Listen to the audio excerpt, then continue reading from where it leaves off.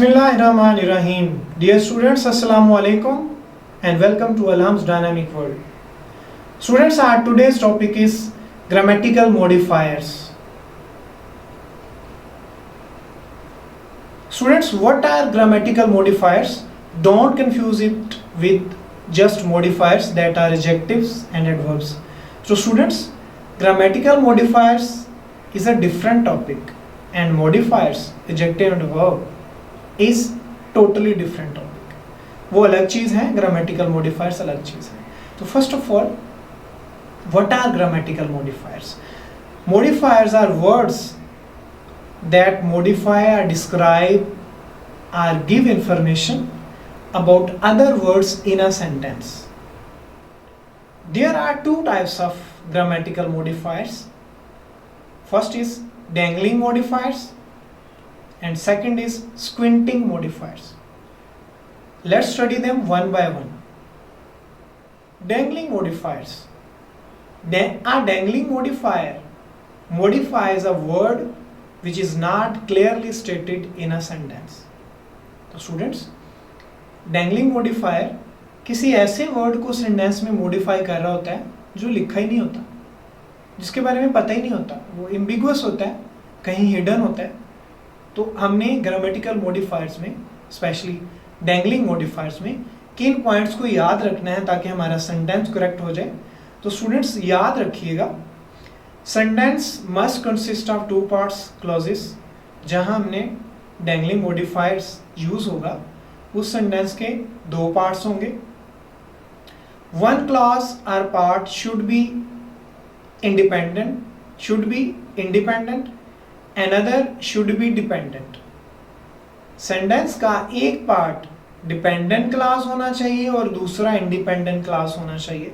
Number third point is subject must be mentioned in the independent class. Independent class के अंदर subject लाजमी होना चाहिए. These are rules for correction of dangling modifiers. Let's study this rule dangling modifiers with the help of examples. Dear students, dangling modifier is used in the following constructions. Dangling modifier कहाँ इस्तेमाल होगा?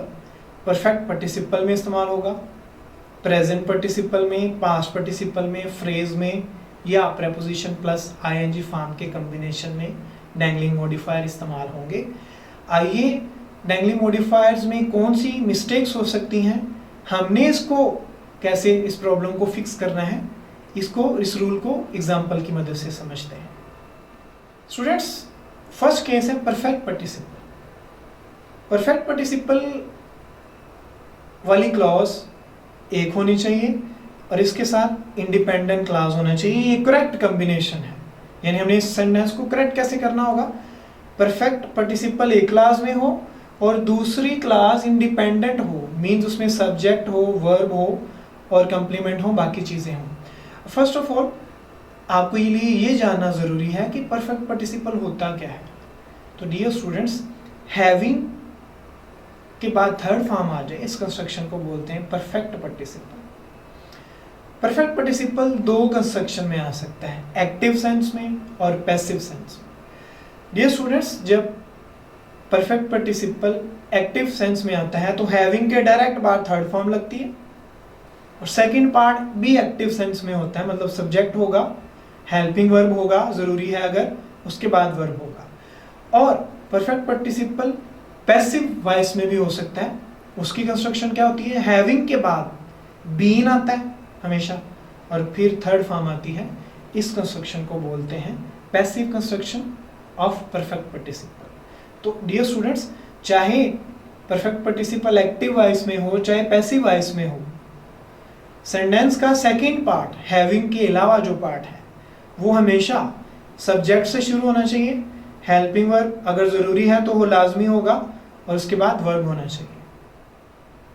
Students, perfect participle की examples हैं having completed work, काम मुकम्मल करने के बाद. फूड वाज ईटन पीसफुली, खाना आराम से खाया गया. स्टूडेंट्स, इस सेंटेंस के अंदर जो मॉडिफायर है हैविंग कंप्लीटेड वर्क, खाना खाने के बाद, हैविंग कंप्लीटेड वर्क काम मुकम्मल करने के बाद क्या हुआ, किसने काम मुकम्मल किया, एंड हु एट फूड, खाना किसने खाया, हमें नहीं पता। तो डियर स्टूडेंट्स करेक्टली लिखा ही नहीं हुआ। इसे हम बोलते हैं डैंगलिंग मॉडिफायर। का मतलब है कि जिसको वो मॉडिफाई कर रहा होता है, जिस वर्ड को डैंगलिंग मॉडिफायर, वो वर्ड या फ्रेज वो सेंटेंस में क्लियरली स्टेटेड ही नहीं होती, लिखी नहीं होती, छुपी होती है, अंडरस्टूड नहीं होती।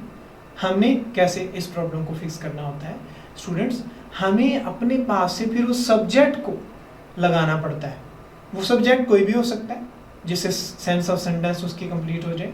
तो देखिए इस रूल को, हैविंग कंप्लीटेड वर्क, काम मुकम्मल करने के बाद, ही एट फूड, उसने खाना खाया पीसफुली, पूर्ण सुकून अंदाज में। तो अब सेंटेंस बन गया डियर स्टूडेंट्स। ऊपर वाले में पता ही नहीं था खाना किसने खाया, काम किसने मुकम्मल किया, तो हमने सब्जेक्ट ऐड कर दिया खुद अपने पास से, तो सेंटेंस करेक्ट हो गया, having completed work he ate food. Next example को स्टडी करते हैं। Cricket was played to enjoy, having spent a busy week. एक पूरा हफ्ता मसरूफ गुजारने के बाद क्रिकेट को एंजॉय करने के लिए खेला गया। क्रिकेट किसने खेली, पूरा हफ्ता काम किसने किया, not stated in a sentence. Dangling modifiers, dangling modifiers किसको मॉडिफाई कर रहे होते हैं, वो वर्ड लिखा ही नहीं होता, वो वर्ड सब्जेक्ट ही होता है। हमें सब्जेक्ट की डेफिशिएंसी है, हम इस सेंटेंस में भी सब्जेक्ट ऐड करेंगे, जो मर्जी लगा सकते हैं जिससे सेंस कंप्लीट हो जाए, लिहाजा हमारी प्रॉब्लम सॉल्व हो जाएगी। They played cricket to enjoy, उन्होंने क्रिकेट खेली एंजॉय करने के लिए। Having spent a busy week, एक मसरूफ हफ्ता गुजारने के बाद। तो डियर स्टूडेंट्स देखें, दोनों जब हम सब्जेक्ट ऐड करते हैं तो कैसे उसकी सेंस कंप्लीट होती है। इसी तरह थर्ड एग्जांपल है हैविंग बीन बीटन, जिसमें वो पैसिव सेंस है उसकी, पिटाई हो जाने के बाद।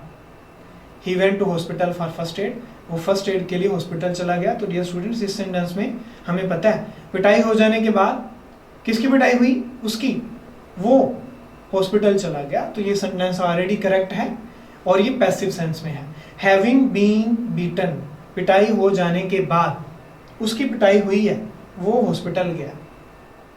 डियर स्टूडेंट्स प्रेजेंट पार्टिसिपल भी कभी कभी ऐसे वर्ड्स को मॉडिफाई करते हैं जो क्लियरली स्टेटेड नहीं होते, सेंटेंस के अंदर बयान नहीं किए होते, मेंशन नहीं होते, इंट्रोड्यूस नहीं होते। पर प्रेजेंट पार्टिसिपल में क्या करना होगा, प्रेजेंट पार्टिसिपल क्लॉज एक तरफ होगी, चाहे वो पहले हो चाहे वो बाद में हो, it doesn't make any difference. लेकिन सेकंड क्लास इंडिपेंडेंट क्लास होनी चाहिए और उसमें सब्जेक्ट वर्ब लाजमी होना चाहिए। Looking out of the window, खिड़की से बाहर देखते हुए। टी वाज टेकन, चाय पी गई, किसने पी, खिड़की से बाहर कौन देख रहा था, सेंटेंस करेक्ट होगा looking out of the window, खिड़की से बाहर देखते हुए। शी टुक टी, उसने चाय पी। तो स्टूडेंट्स इस सेंटेंस में देखें लुकिंग प्रेजेंट पार्टिसिपल है और ये किसको मॉडिफाई कर रहा था, फर्स्ट सेंटेंस में हमें पता ही नहीं था ये किसको मॉडिफाई कर रहा है, लिहाजा जब हमने सब्जेक्ट ऐड किया तो इसकी सेंस ऑलरेडी कंप्लीट हो गई। इसी तरह डियर स्टूडेंट्स आप सेकंड एग्जांपल को भी देख सकते हैं जो आपको स्लाइड में नजर आ रही है।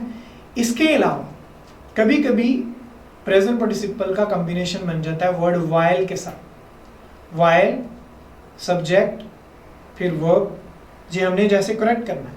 और सेकंड सेंटेंस में भी होना चाहिए subject, helping verb and then verb.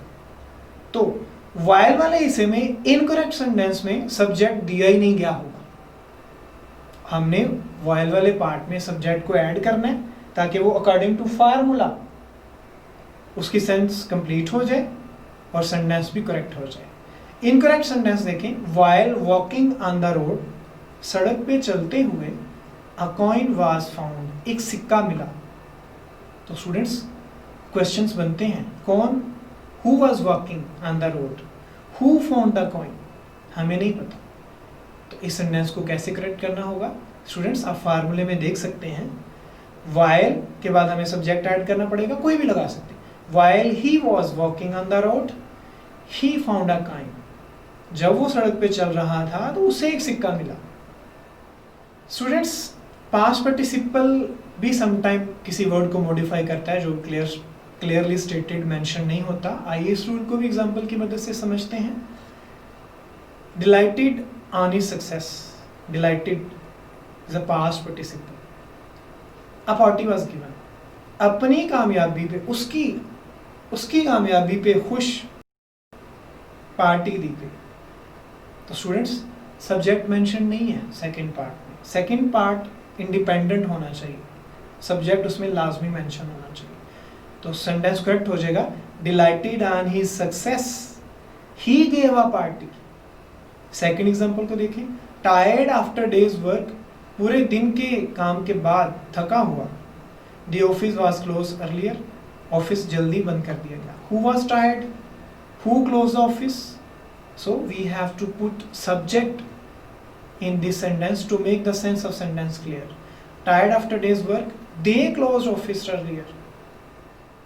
Dear students, sometimes phrase modifies a word which is not clearly stated in a sentence. Let's study the example related to phrase. तो phrase का structure कैसा होना चाहिए? Phrase sentence के एक part में है और दूसरा part independent होना चाहिए, means उसमें subject होना चाहिए। तो बुक की एग्जांपल है chapter number 13 first year, God be praised, conscious of ever increasing responsibilities of her husband, holy Quran was taught to the young girls of the village. Who was conscious, who taught holy Quran to the girls, subject is missing, we have to add subject. Conscious of ever increasing responsibilities of her husband, Zebun Nisa started teaching the holy Quran to the young girls of the village। तो हमने जब subject को put किया तो sentence में unity आ गई, clarity आ गई और इसकी सेंस भी बड़े अच्छे तरीके से कंप्लीट है। इसी तरह डियर स्टूडेंट्स, डेंगली मॉडिफायर्स का लास्ट पार्ट है। प्रेपोजिशन के बाद आईएनजी फॉर्म भी कभी कभी वर्ड को मॉडिफाई करते हैं जो कि क्लियरली मेंशन नहीं होते, जैसे कि आफ्टर ईटिंग मील, खाना खाने के बाद, TV was turned on, TV on कर दिया गया। Who ate the meal? Who turned on the TV? So again subject is missing. तो हम सब्जेक्ट लगाएंगे इसमें, after eating meal she turn on the TV, उसने टीवी ऑन कर दिया। तो डियर स्टूडेंट्स, हर तरह से देखा आपने, डेंगलिंग मॉडिफायर्स में हमने सब्जेक्ट को ऐड किया और उनकी सेंस को कंप्लीट कर दिया। और डेंगलिंग मॉडिफायर्स आप जानते हैं ऐसे वर्ड को मॉडिफाई करते हैं जो क्लियरली मेंशनड ही नहीं सेंटेंस में। तो how to fix this problem? By adding suitable subject in the sentence we can solve this problem। Students, next modifier है squinting modifiers। Squinting modifier is a word which describes another word which is not clearly stated or which could be more words। या तो वो sentence में mention ही clearly नहीं होता, या वो word एक से ज्यादा वर्ड हो सकते हैं। फॉर एग्जाम्पल क्या होगा हमें, these modifiers should come immediately after the word और फ्रेज दे मॉडिफायर। स्क्विंटिंग मॉडिफायर्स को, जिस वर्ड को ये मॉडिफाई कर रहा होता है उसके फौरन बाद आना चाहिए। अगर ये सेंटेंस में कहीं और है तो उसको उठा के हमने उधर प्लेस करना है जिस वर्ड को ये मॉडिफाई कर रहा होगा। How to fix this problem? हमने करना क्या होता है स्क्विंटिंग मॉडिफायर्स में? Usually we can solve this problem by rearranging elements in a sentence। Sentence के अंदर एलिमेंट्स को रीअरेंज करके स्क्विंटिंग मॉडिफायर्स की प्रॉब्लम सॉल्व हो सकती है। आइए इस रूल को एग्जांपल्स की मदद से समझते हैं। Students, the secret has been exposed after many years of his success. Secret of what? इस सेंटेंस में इसका ऑर्डर ही गलत है। सीक्रेट किस चीज का? Of his success. उसकी सक्सेस का क्या सीक्रेट? तो डियर स्टूडेंट्स, लास्ट में जगह नहीं बनती हिज सक्सेस की, हिज सक्सेस मॉडिफाई कर रहा है सीक्रेट को। The secret of his success has been exposed many after many years. तो इसी तरह आप देख लें, सेंस में क्लैरिटी आ गई है, सेंटेंस में क्लैरिटी आ गई है और वो बोर्ड अच्छे तरीके से जिस वर्ड को मॉडिफाई कर रहा था उसके बाद लगा दिया गया। सेकेंड एग्जाम्पल को देखिए, he brought many books from the market related to the history। तो students, he bought many books from the market related to the histories। Related to the history, what books? Related to the history, this phrase is referring to the books, so it should come immediately after the books and the sentence will be he bought many books related to history from the market। तो dear students, this was all about grammatical modifiers. इंशाल्लाह next lecture के साथ जल्दी मिलेंगे, तब तक के लिए अल्लाह हाफिज़, टेक केयर।